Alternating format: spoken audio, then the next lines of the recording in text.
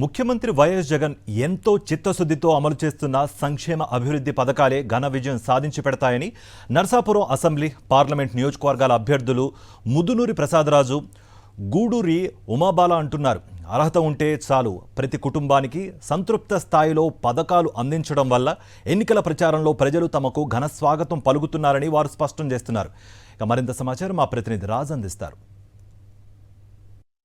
నర్సాపురం నియోజకవర్గంలో కూడా ఈ నియోజకవర్గానికి సంబంధించి వైఎస్ఆర్ కాంగ్రెస్ పార్టీ అభ్యర్థి ముదునూరి ప్రసాద్తో పాటు రేపు పార్లమెంట్కి సంబంధించినటువంటి అభ్యర్థి కూడా గూడూరు ఉమాబాల ఎన్నికల ప్రచారంలో పాల్గొన్నారు.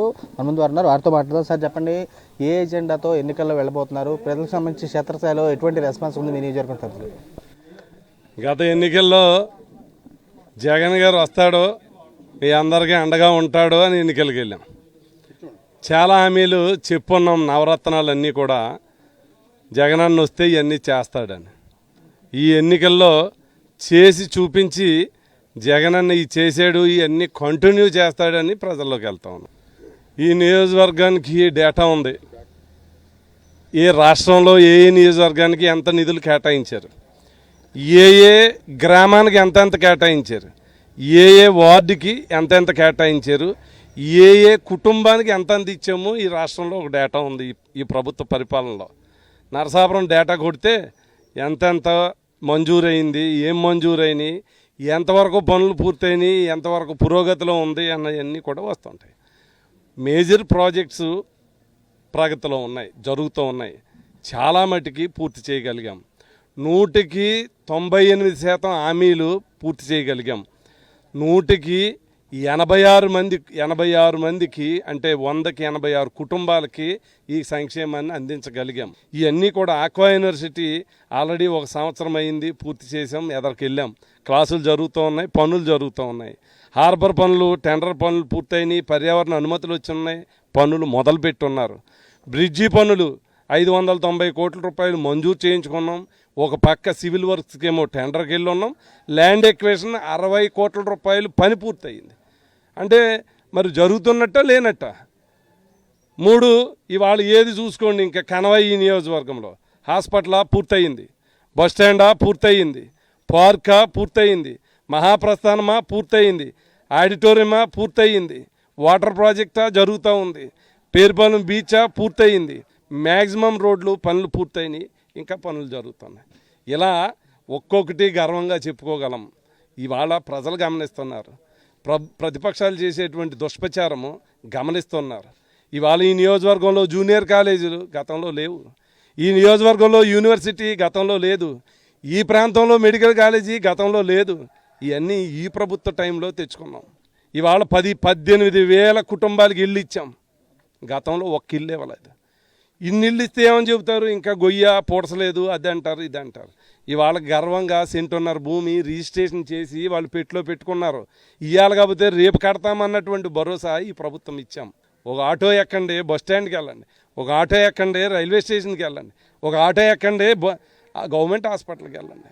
వాళ్ళే చెప్తారు గతానికి ఇప్పటికి మార్పు లేదు. ఒక గ్రామం వెళ్ళండి, సచివాలయ భవనాల, సింగిల్ బెడ్ హాస్పిటల్సా, రైతు భరోసా కేంద్రాల, అంగన్వాడీ బిల్డింగ్లా, కమ్యూనిటీ హాల్సా, ఇవన్నీ గనగనా చెప్తాం. ఈ ప్రభుత్వంలో ఏమని అడుగుతున్నాం, నీకు మంచి జరిగితే ఓటేయను అన్నటువంటి నాయకుడు జగన్మోహన్ రెడ్డి గారు కదా. ఈ రాష్ట్ర చరిత్రలో అలాంటి మాట ఎవడన్నా మాట్లాడగలడా? అందువల్ల నమ్మకం ఉంది. ప్రజలు విజ్ఞులు, ప్రజలు ఎవరికి ఓటేయాలో ఆలోచించగలరు. ఖచ్చితంగా ఎవరిని తొక్కాలో ఎవరిని పైకి లేపాలో ప్రజలే నిర్ణయిస్తారు. ఎంపీ అభ్యర్థి కొన్నారు, చెప్పండి మీరు ఏ విధంగా చేస్తారు? నర్సాపురం పార్లమెంట్ అంటేనే గతంలో కూడా పెద్దలకి పడా పారిశ్రామికవేత్తలకు ఉండేది.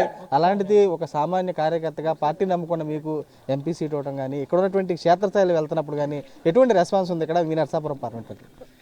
చాలా మహిళల నుంచి కానీ అందరి నుంచి కూడా అనూహ్యమైన స్పందన ఉంది. ఏంటంటే జగన్మోహన్ రెడ్డి గారు సంక్షేమ పథకాలని అందించడమే కాదు, ఇప్పుడు ప్రసాదరాజు గారు చెప్పినట్టుగా పేదవాడికి పెత్తందారికి మధ్యన యుద్ధం. మరి ఈరోజు మొట్టమొదటిగా ఇంత సామాజిక న్యాయాన్ని పాటించి ఇక్కడ నరసాపురం పార్లమెంట్ని ఒక బీసీ మహిళకి కేటాయించడం అన్నది జగన్మోహన్ రెడ్డి గారి వల్లనే కుదురుతుంది. అది మరి ఇట్లాంటి సామాజిక సమీకరణాలను తీసుకుని ఒక మహిళని ఇంతటి ప్రతిష్టాత్మకమైన స్థానాన్ని కేటాయించడం పట్ల ప్రతి ఒక్కరూ కూడా జగన్మోహన్ రెడ్డి గారి యొక్క ఆలోచనలు స్వాగతిస్తున్నారు. ఇప్పటికే నవరత్నాల పేరుతో క్షేత్రస్థాయిలో అమలైనటువంటి పథకాలు కానీ ప్రజల నుంచి కానీ కేటర్ నుంచి ఎటువంటి స్పందన ఉంది? ఆల్రెడీ నవరత్నాల పథకాలే కాకుండా చెప్పని వాగ్దానాలు ఎన్నింటినో చేశారు. మేము సచివాలయాల దగ్గర డిస్ప్లే బోర్డులో చూస్తే 33 పథకాలు ఉన్నాయి. చెప్పిన వాగ్దానాలనే చెయ్యి నాయకులను చూశారు తప్పించి చెప్పిన వాగ్దానాలు కాకుండా నవరత్నాలు కాకుండా అత్యధికంగా ఎవరు కోరనివి ఆయన ప్రజలకు ఏం కావాలో తెలుసుకుని అన్ని పథకాలని కూడా ఇంటి గుమ్మం ముందుకు అందిస్తున్నారు. ఎవరు కూడా బయటికి ఎక్కడికి ఆఫీసులకు వెళ్ళక్కర్లేదు, లంచాలు ఇవ్వక్కర్లేదు. మరి అర్హతే ప్రమాణంగా తీసుకుని మరి అందరికీ కూడా ప్రతి పథకాన్ని ఇంటి గుమ్మం దగ్గరికి అందిస్తుంది జగన్మోహన్ రెడ్డి గారి యొక్క పరిపాలన తేడాన్ని గమనించారు ప్రజలు. గతంలో ఏ ఒక్క ప్రభుత్వం చేయలేదు, ప్రజలు కూడా ఈ రకం పరిపాలన ఊహించలేదు. ఆయన ఎప్పుడూ ఒకటే చెప్పారు, బీసీలు అంటే వెనుకబడిన వర్గాలు కాదు వెన్నెముక వర్గాలని. మాటల్లో కాకుండా చేతల్లో చూపించిన మనిషి జగన్మోహన్ రెడ్డి గారు. ఈరోజు నా బీసీ, నా ఎస్సీ, నా ఎస్టీ, నా మైనారిటీ అన్న జగన్మోహన్ రెడ్డి గారి యొక్క వాళ్ళ జీవితాల్లో మార్పును వాళ్ళు ప్రత్యక్షంగా గమనించారు. కాబట్టి వారంతా కలిపి జగన్మోహన్ రెడ్డి గారు ఏదైతే మా మీద నమ్మకం పెట్టారో దాన్ని నిలబెట్టుకోవడానికి వారంతా కూడా సంసిద్ధంగా ఉన్నారు. టీడీపీ రాబోతున్నాయి జెండాలు కట్టుకుని మీరు ఆల్రెడీ ఒక జెండాతో వెళ్తున్నారు, ఎలా ఉండదంటారు?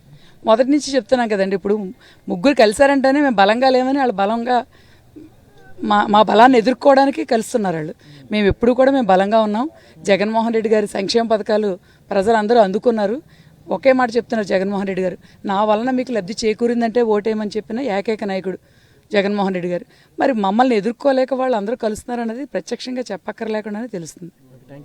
పుస్తకాలు కూడా ఇంటికి సంబంధించి కూడా పేదల గడపకు సంక్షేమం చేరిందంటేనే తనకు ఓటేయమందన్న గొప్ప నాయకుడు సీఎం వైజగన్ రెడ్డి. నరసాపురం పరిధికి సంబంధించి చూస్తే కనుక సంక్షేమ అభివృద్ధి పేదల గడపకు చేర్చాము, ఆ సంక్షేమ అభివృద్ధి కూడా తమకు శ్రీరామపక్షాలు నిలుస్తాయని చెప్పని ఇక్కడ ప్రసాదరాజు కూడా స్పష్టం చేసే స్పష్టంగా కనబడుతుంది. ఇక్కడ ఉన్నటువంటి బీసీ సెట్టిబల్జికి సంబంధించినటువంటి సామాజిక వర్గం చెందిన తనకు సంబంధించి ఇక్కడ నరసాపురం పార్లమెంట్ ఎంపీగా కేటాయించడం పట్ల సీఎం వైజగన్ రెడ్డి తాను రుణపడి ఉంటాను. ఈ నరసాపురం పార్లమెంటుతో పాటు ఉన్నటువంటి 7 నియోజకవర్గాలు కూడా వైఎస్ఆర్సీపీ జెండా రెపరెపలాడిస్తామని చెప్పి కూడా ఎంపీ అభ్యర్థి గుడూరు ఉమాబాల కూడా స్పష్టం చేసి కూడా కనపడుతుంది. విజయ్ కుమార్ రాజు సాక్షి నరసాపురం నుంచి.